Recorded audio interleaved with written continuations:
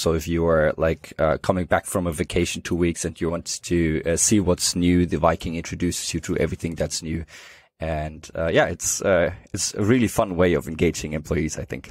Yeah, definitely. I was really surprised by this, and that's what I'm looking for when looking for a human-centric tool. So being welcomed by the tool and being somehow entertained as well, and get all the information there. Yeah, and I love that you use the word entertained, because that kind of shows the emotionality, right? I mean, if we speak about processes, we always go like input, output, who's responsible, blah, blah, blah, blah. Yeah. But people are still people, right? It's a people business, and people want to feel welcome. They want to be informed, even if they could do it on themselves. So that's the whole point of change management, and that's a big part of our work. Welcome to the New Process Podcast.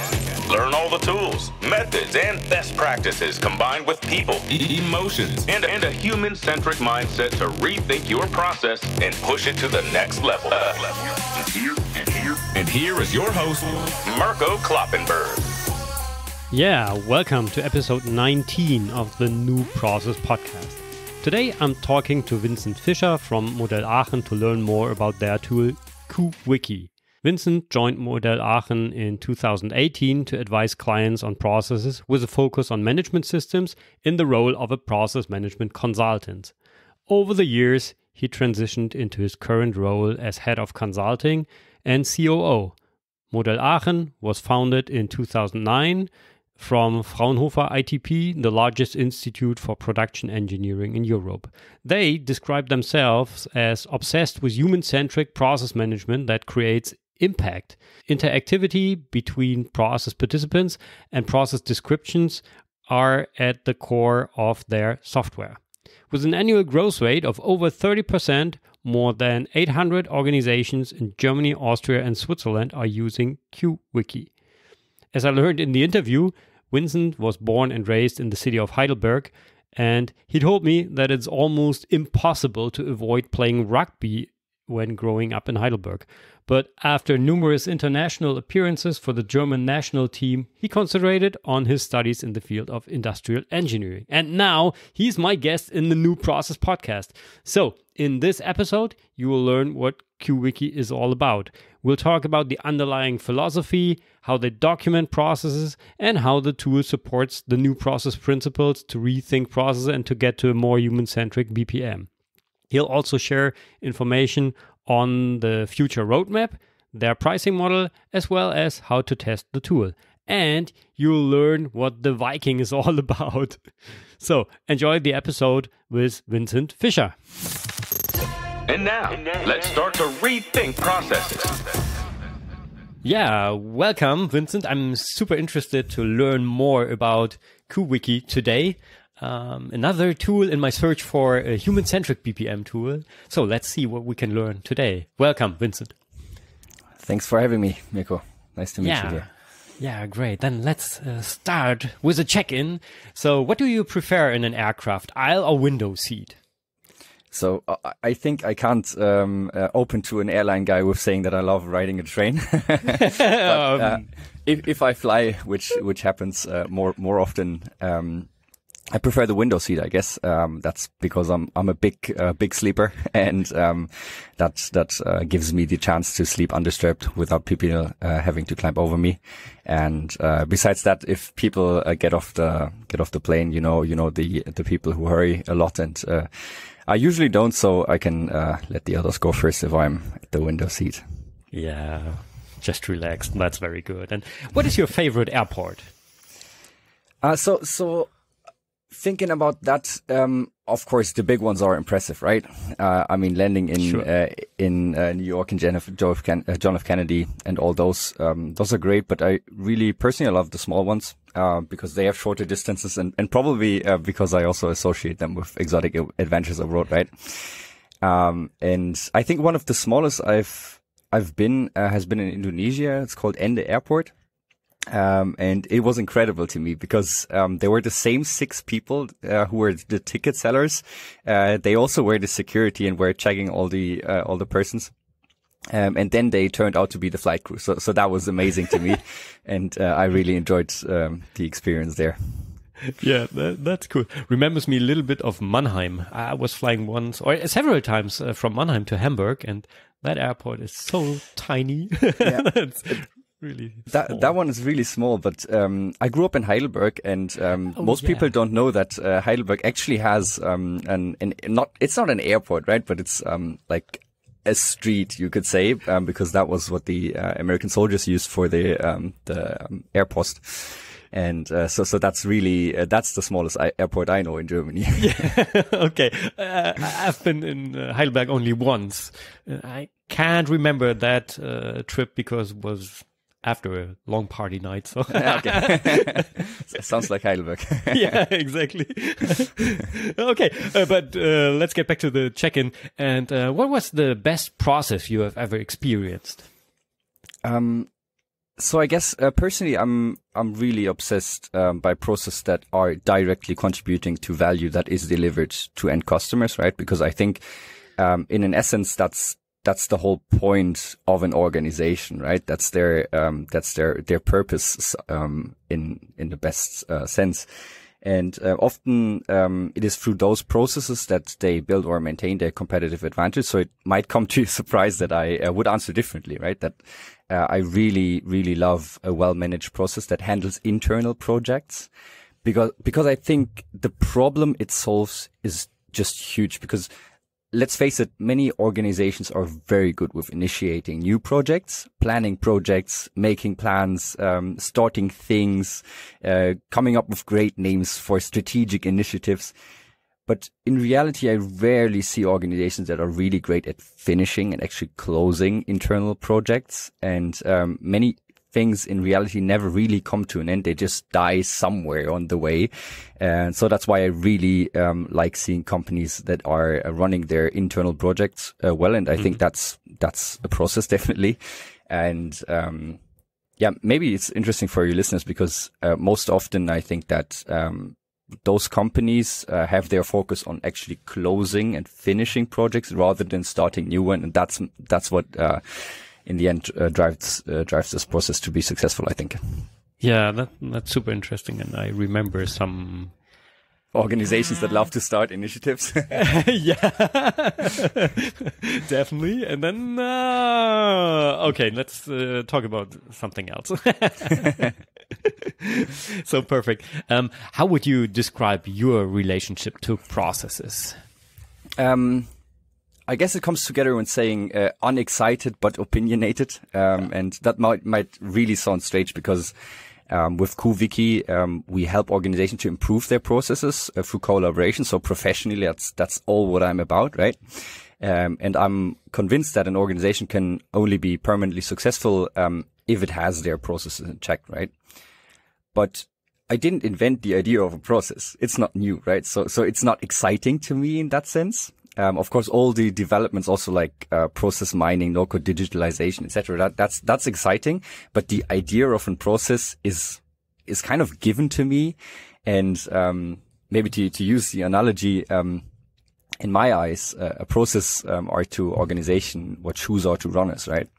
So you can take them off. You cannot make use of them, but it really hurts. And in the end, they should feel natural. They should be supportive, and they shouldn't cut off the blood flow, right?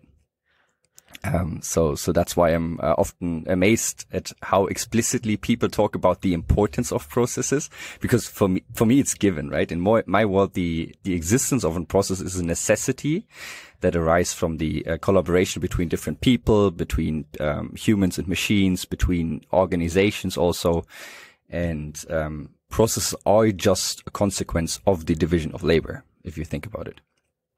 And if you want to optimize that work being done, you really should think about the sequence of activities from start to finish, right? That's what people mean when they say from end to end. Mm-hmm. And in my eyes, or at the end of the day, that's just the core. That should be the core of process management.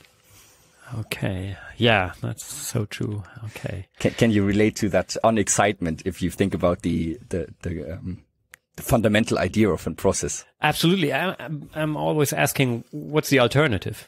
So if there's no process, what do you do without? So yeah. Let's Yeah, that's true. Okay, cool. Yeah. So then let's have a closer look onto your tool, which is Q.wiki or Q.wiki. Could you describe to our listeners what the underlying philosophy of the tool is to start off? So basically, if you look at our company website, we always say we are Modell Aachen, and we stand for Interactive Management Systems. And if you look closer to that, we really mean that modern process communication is multilateral. So it's not a one-way street. It's not top-down, and it should be in all directions, or actually it is in all directions. And as a tool, we enable that multilateral communication about processes.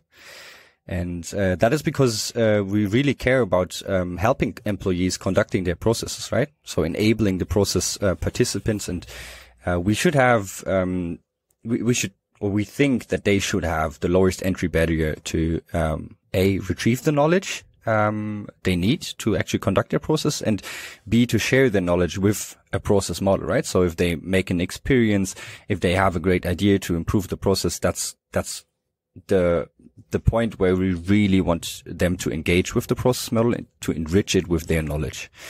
And that's why we think maybe that's interesting to your listeners that who are looking for a tool. We are really stressing the point that it's very important to think about whom you are addressing, right?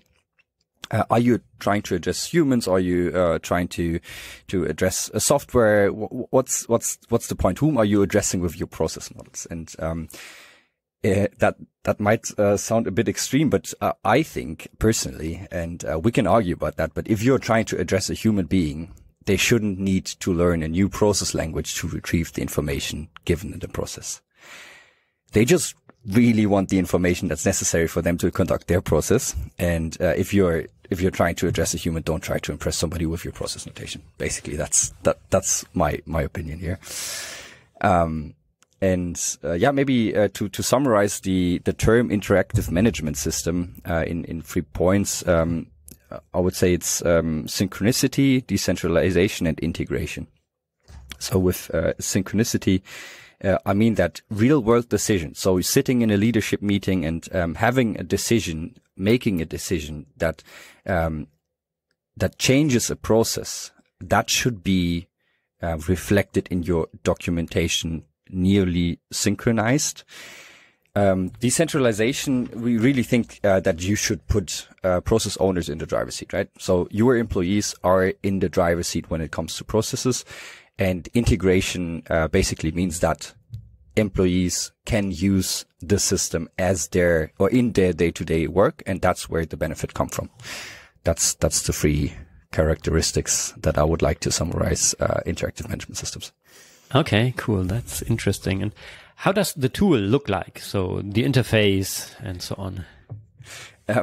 So obviously, if you ask me, I would say it's very easy, it's lightweight, it's simple. But sure, I mean, have a look yourself. I think you already looked into Q.wiki. Yeah, I already had one, and I was really surprised by the Viking welcoming me there. So maybe you can tell the listeners a little bit more about that. Yeah, sure. So we thought about really thought about how to make the product as simple as possible, but still we recognize that people want to be introduced to the system, right? They want to be welcomed. They want to emotionally feel welcomed in the system. So that's why we started with guided tours, and we came up with the Viking that introduces you to the system if you enter it once, and it stays there. So if you are like coming back from a vacation 2 weeks and you want to know again where like the top bar search, okay, that's an easy one. But if you want to see what's new, the Viking introduces you to everything that's new. And it's a really fun way of engaging employees, I think. Yeah, definitely. I was really surprised by this, and that's what I'm looking for when looking for a human-centric tool. So being welcomed by the tool and being somehow entertained as well, and get all the information there. Yeah, and I love that you use the word entertained, because that kind of shows the emotionality, right? I mean, if we speak about processes, we always go like input, output, who's responsible, blah, blah, blah, blah. But people are still people, right? It's a people business, and people want to feel welcome. They want to kind of be informed, even if they could do it on themselves. So that's the whole point of change management, and that's a big part of our work. So yeah, I think to secure the also sustainable user engagement, it comes back to lowering the entry barrier to engage with the software. Right. So if you think about the value of the system, of a process management system, is directly and causally related or connected to the engagement rate. So if you're writing processes and nobody looks at them, nobody uses them, nobody makes use of them, it doesn't change the company a bit. And just to give you a concrete understanding, maybe sometimes it's nice to hear some numbers to understand what I mean with user engagement. It isn't uncommon for a medium-sized company, let's say 500, 600 employees, to have 2/3 of the employee logging into the system every month and retrieving information. And that if you count the numbers, that ends up in having a system that has over 20,000 views per month. And and that's what I really like about the interactivity, right? It's not only retrieving the information, but also enriching the process models with the experience you make. So that's why we always look at the amount of edits done per month. And in that case, in that scenario, that might be over 1,000 small and big edits that in the end lead to 200 approved or 150 to 200 approved process improvements per month. So that's how you can see how the Q.wiki really, really enables the development of the organization in the end. Yeah, that's super interesting. Cool. And how does it look like? How do you map processes in Q.wiki? Yeah, so maybe we stay with the example of the medium-sized company, right? Yeah. Because I think, Germany is made of medium-sized companies, and in Europe, that's kind of the backbone of our society. Yeah. For a medium-sized company, it might look like you have on the first level you have a process map, right, which is just a simplified process-orientated model of your organization. And if I, like in my client work, ask companies if they have one, if they already thought about one, the point that's very important here is to be mutually exclusive and collectively exhaustive. And that's because if you start in the system, right, you want to see everything, and you should be able to click to level 2, to the process overviews.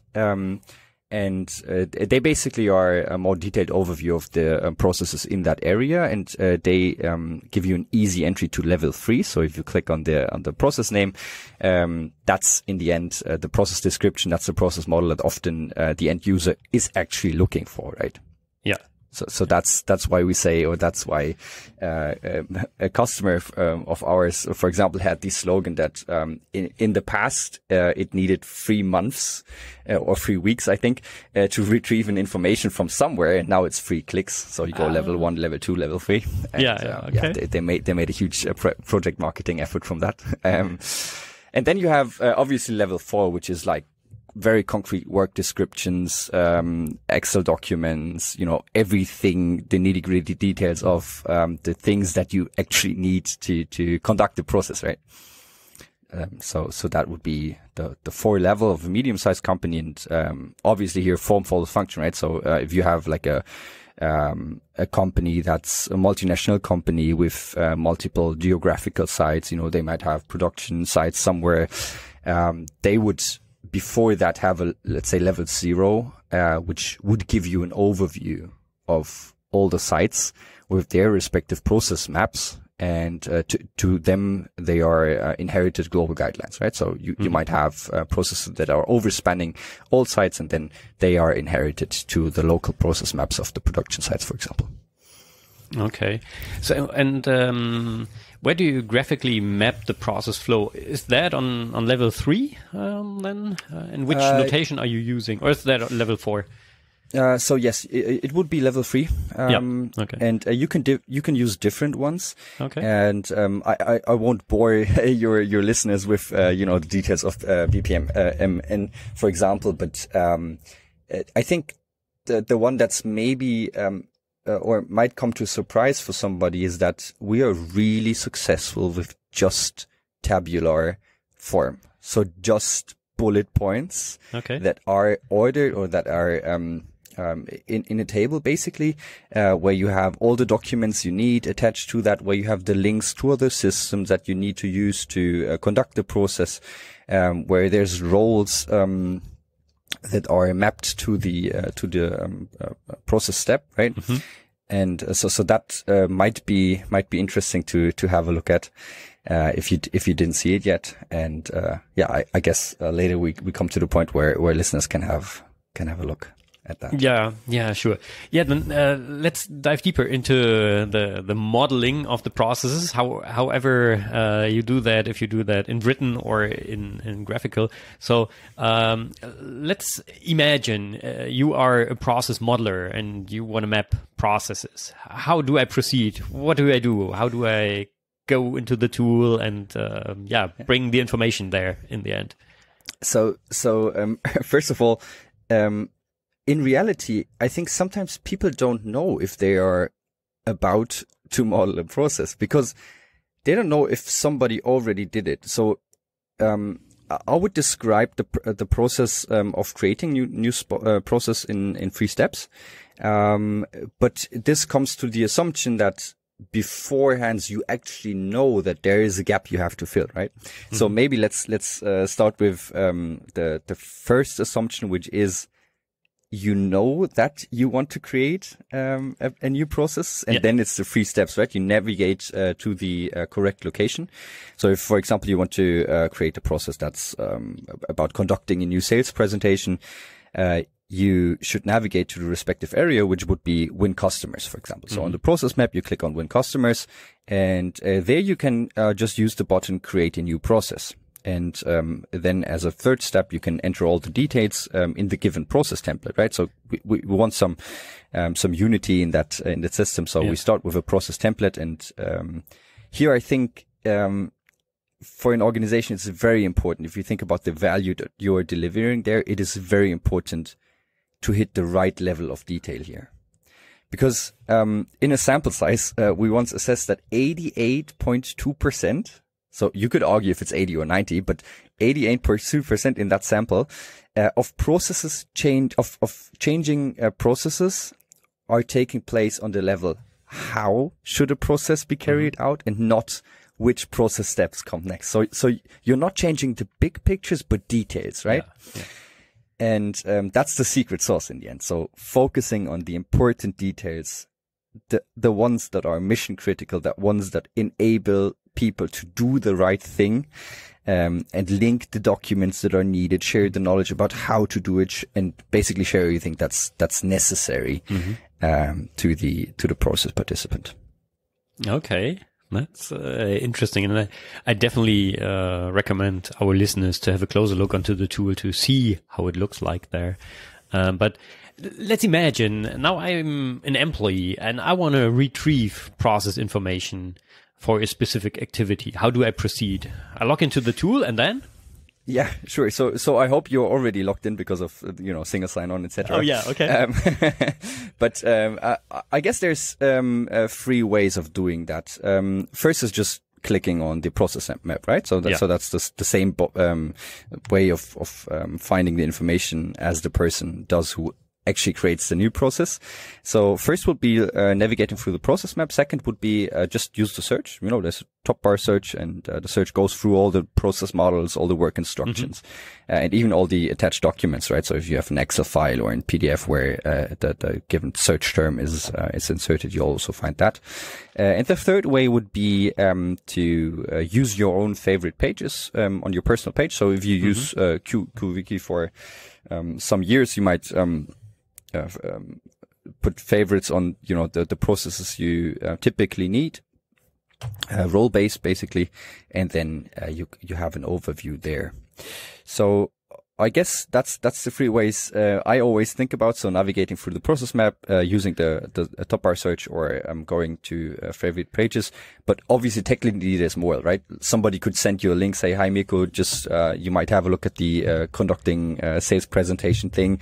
That's new. Maybe you can give me your opinion here." And that's also a way, definitely. And can I also ask the Viking?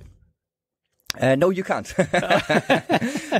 But that's actually a great idea. I would love that. I'll speak to product management afterwards. Yeah, definitely you should. For me, it was like this customer support feature you might know from all the different websites, where on the right-hand side corner bottom that pops up, and you can ask what you're looking for, something like that. So that's a great idea. I mean, we could just use the same search function, exactly, right? That's in the top bar search, and put it in the Viking. What process are you looking for? Yeah, that's a great idea.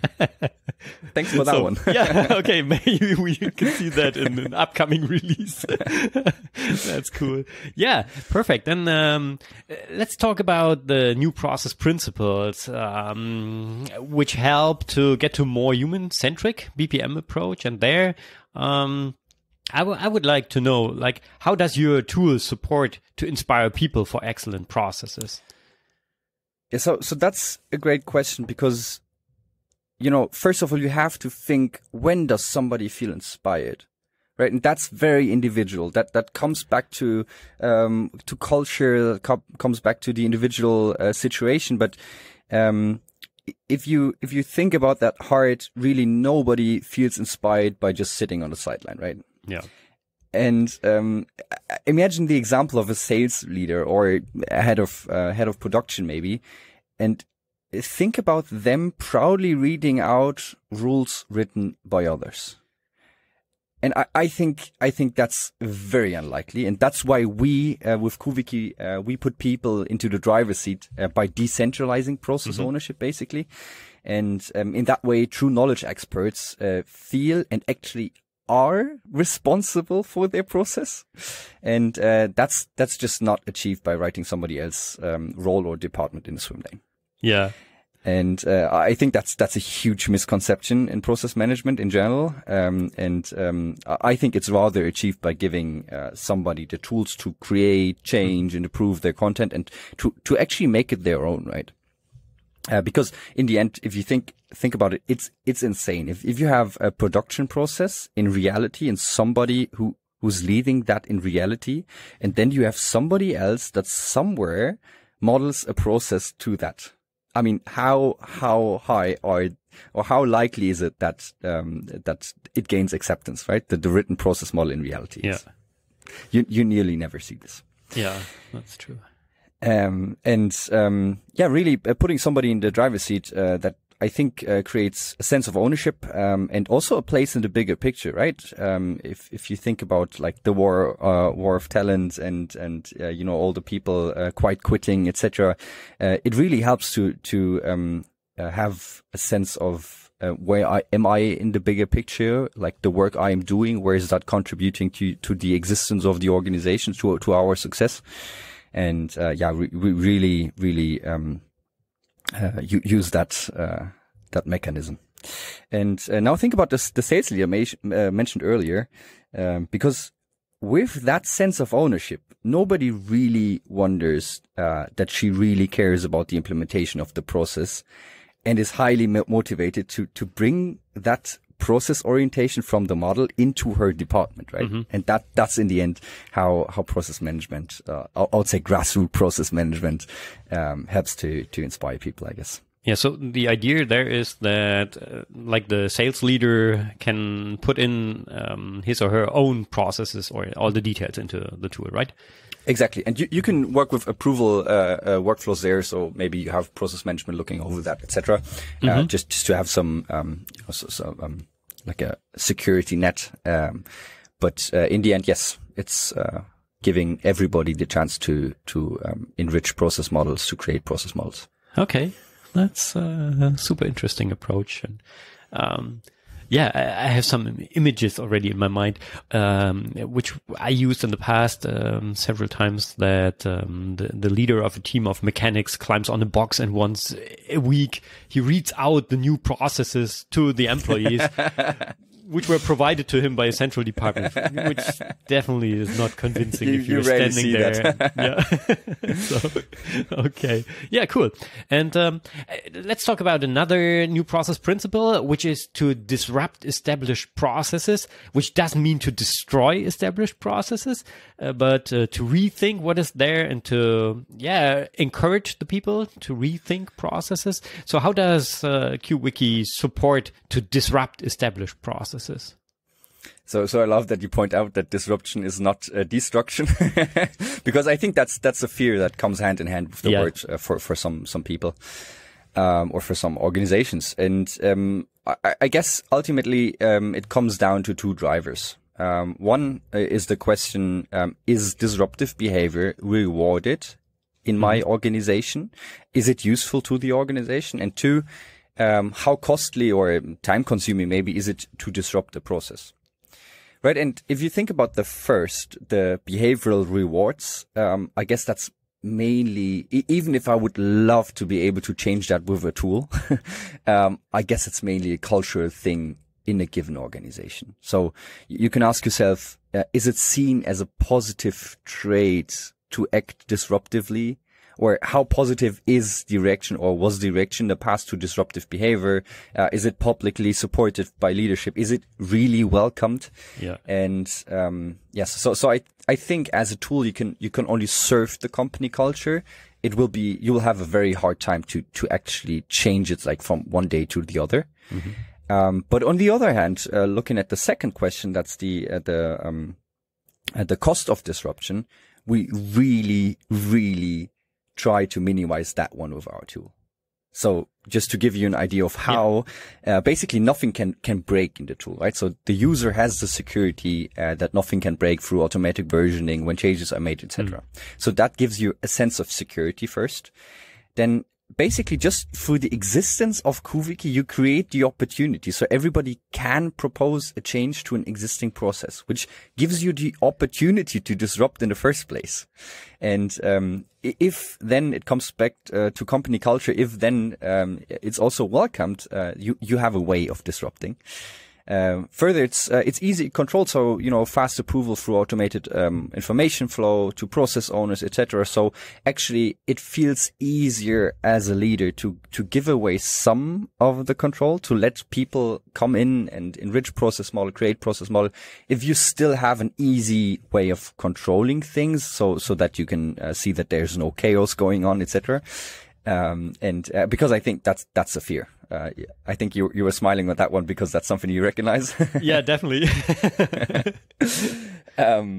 And also just a very lightweight way of information distribution, right? So once you disrupt the process, once a new process is created or something's changed, with our tool we really offer easy ways of information flow, right? So it might be read receipts sending out to participants, and so they can confirm they read, and that's one of the ways that you can very easily distribute the new information that's necessary to make the disruption sustainable. In the end, I mean, disrupting is one thing. The other thing is how likely are the odds that this disruption becomes the new reality, and that's very strongly connected to easy consumption of the disrupted process. So that's why, for example, we in the software give readers a chance to just automatically compare the old against the new process model, and then they rightly see, that changed, that's gone, that's new. So I think we really try to lower the cost of disruption, and then in the end, an organization, and that might come back to several factors, has to think about for themselves how big of a disruption can we stomach. Yeah. Okay. I really like breaking that down to the different features of the tool. So thanks for that. And I also love the cultural aspects, which you mentioned in the beginning. And but with regards to rethinking processes, it's always good to question the patterns of the existing processes there. And sure, that's cool. Sure. And I mean that's great. I read lots of articles from you, and also in the podcast where you really think about the purpose of a process, right? So because sometimes market changes and the purpose is just not given anymore, and then you should be able to just discard the process and just leave it. I mean, it made good use in the past, but maybe it's not of use anymore, and we can come up with another process, and the cost of doing that should be very low. Yeah, that's true. But it's really hard from an emotional perspective to let go of existing processes. That's true. Okay, cool. Super interesting. Is there anything else in terms of rethinking processes that our listeners should know about Q.wiki?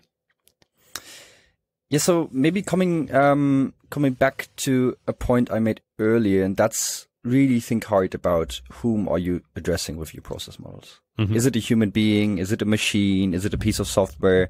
And that's something I think that is overseen sometimes, mm-hmm. because you learn about this process notation, and there's this fancy tool, and you can have automatic conformance checking with process mining, and that's great. I mean, also, like I'm kind of a data nerd, I would say, and I love to see those developments, but those are for a few people in an organizations. And I guess that's an expert tool, and that's good. If that's your use case, do that. But if you're trying to, enable process participants with shared knowledge, then you should maybe think about that and how you achieve that. Yeah. Okay. And the second would be, do you really want to engage process participant in the knowledge sharing, right? And if yes, you want, you see that it makes sense to have the ones that actually conduct the processes, kind of somehow bringing their knowledge to the process, then looking for a tool, you should be aligned to that. The tool should be aligned to that. And a very, very practical, easy way of checking that would be to check if the tool distinguishes between, reading and writing licenses. Mm-hmm. And that's a very easy way of doing that, because if you think about, if a license model is created in a way that a writing license is way more expensive than a viewing license, really think hard about how you are going to use that tool, right? Yeah. And don't be surprised if you'll see in reality that the writing will be done by a few for all the others. Yeah, that's true. Okay, cool. And I think we'll have a closer look onto the pricing model of your tool in a few seconds. But before, I would love to have a broader outlook into the future. And I would like to ask you which developments you see in the market of BPM tools right now coming up. Yeah. So first of all, maybe I'm not the best one to ask. I don't have the broad overview, I guess.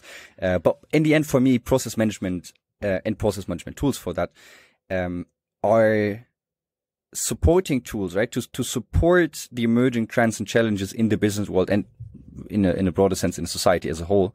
And with that being said, you could try to derive BPM trends from societal trends, right? Or from organizational trends. And maybe to name a few, and you can choose the one that I can elaborate on that later.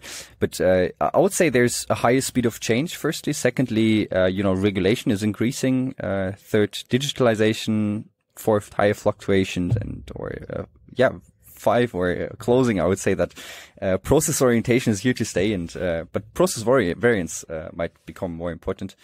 I'm not sure. Do you want me to speak on any of those? Because I have several opinions. So I would be curious what you think about regulations there. Yeah. So I guess we can agree that there is more and more regulatory requirements placed on companies, and that's not judgmental, right? It's I mean, there's cybersecurity, there's sustainability, and there's just things that we have to take care of as a society, and organizations follow that. And so I think companies should really think hard about if they have a smooth way of operationalizing those regulations, those policies, etc., into their organizations effectively, because that's the whole point of regulation, right? That somehow something changes somewhere, and so I think that integrated process models are the way to go here, because if you do not integrate different domains, let's say with sustainability and information security maybe, into one and the same process, you will most certainly run into compliance problems somewhere. And I guess that's a very big chance for business process management in general to moderate those different requirements, that regulations into processes in an integrated way, so that a process participant has an easy way to be compliant.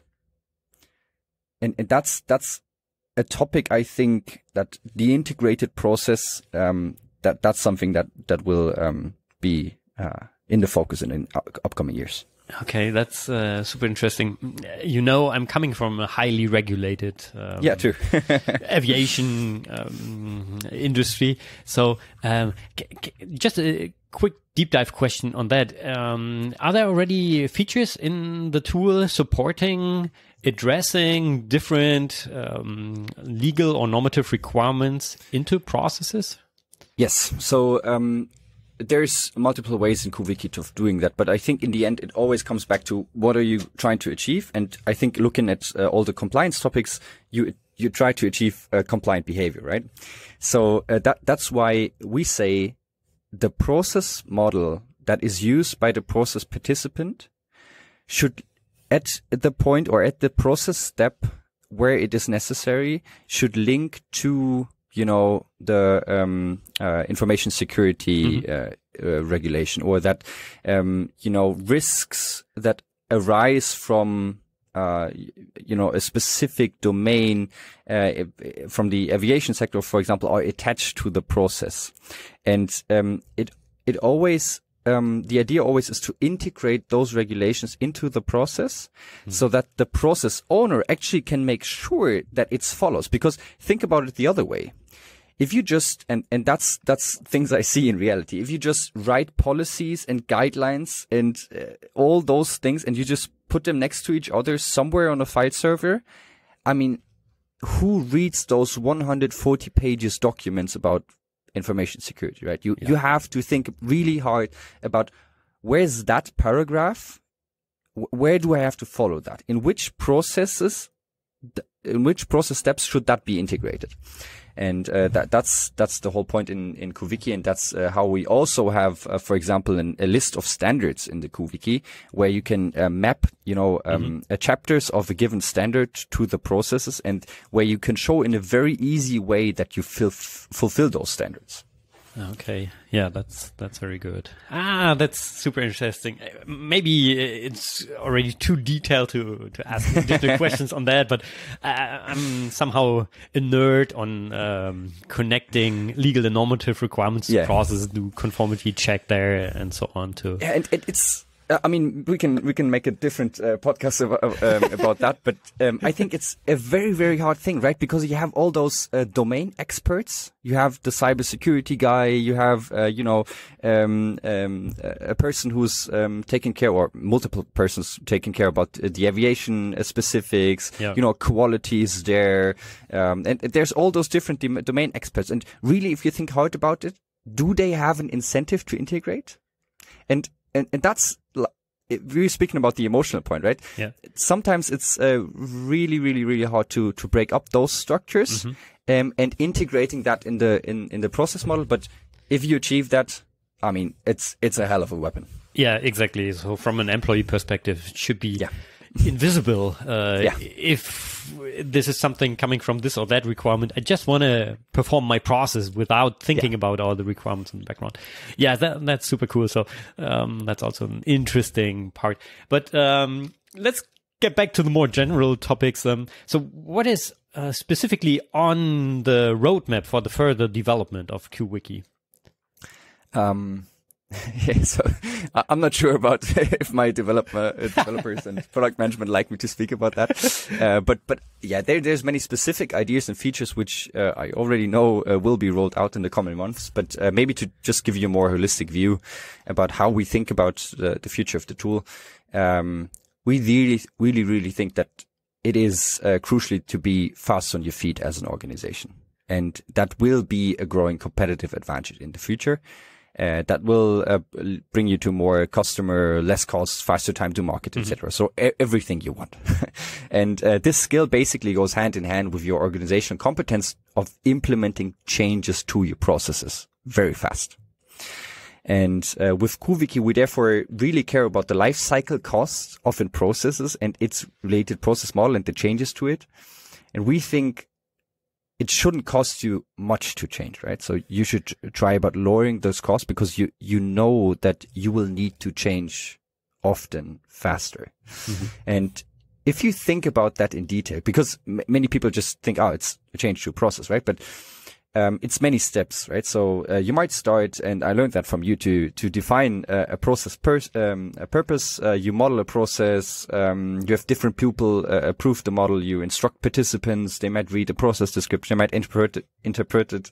They might conduct the processes somewhen, and one might audit it afterwards. You might measure it, consolidate all the ideas about improvement, and then again make changes to it, and the whole cycle starts all over until you somewhen, we spoke about that earlier, discard the process because it's the purpose not given anymore. Yeah.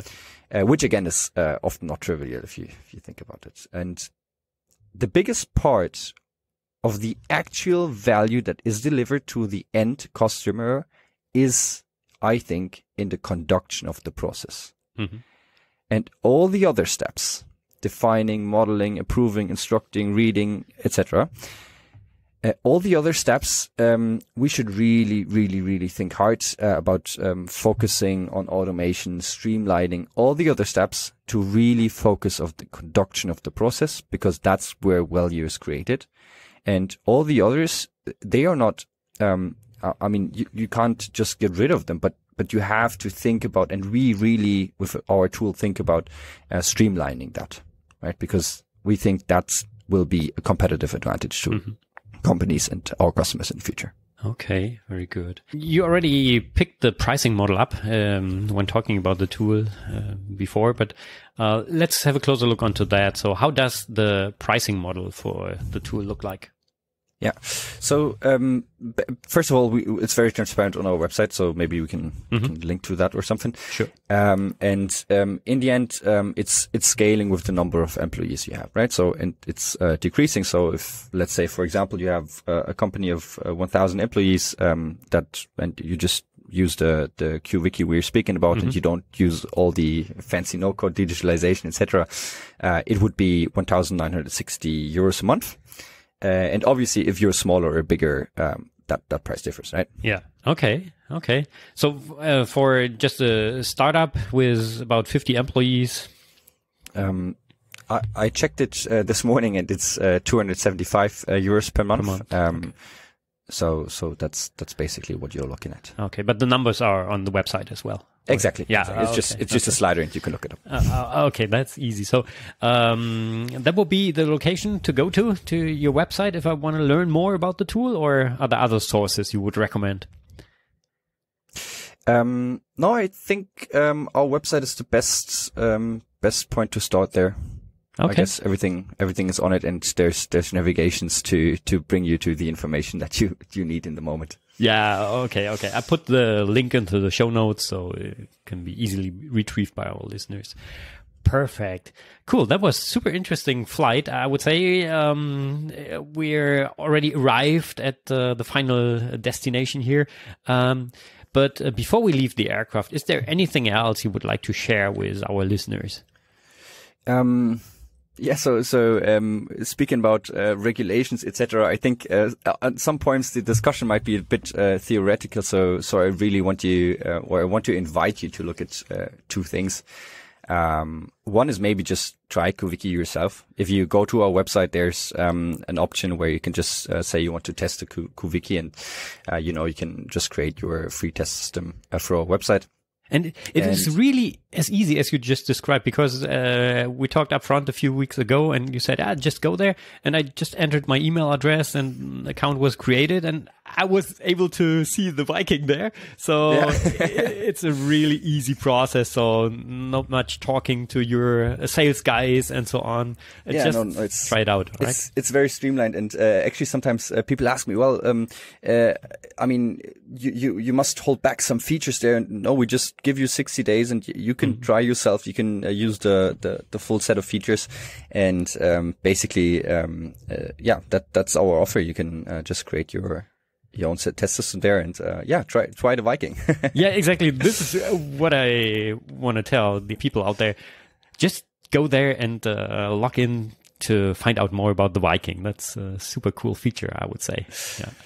Yeah, and the other thing that I would like to invite your listeners to might be just to take a look at our real world examples on our website. Mm-hmm. I mean, I can speak about interactivity and user engagement all day long, but we got examples of real world companies on our website. So for example, there's this story of a company with about 250 employees that saves over €1 million a year with Q.wiki by engaging employees in process discussions, and also having so much handling of the process models automated in the background. And I think that's really interesting because sometimes there's this discussion about value delivered by systems, right? Mm-hmm. And if you're listening and you're looking for a BPM tool, you might stand in front of the challenge of proving the value, and that's very detailed there. They really looked into all the driving factors, and there's much of the engagement rates, etc. is transparent there. So Okay, I think I just put the links into the show notes as well, so that's great. Can be easily found by the listeners. Cool. Vincent, thank you so much for flying with New Process Podcast here. Just my final question, as always, how would you describe your flight experience with just 3 words?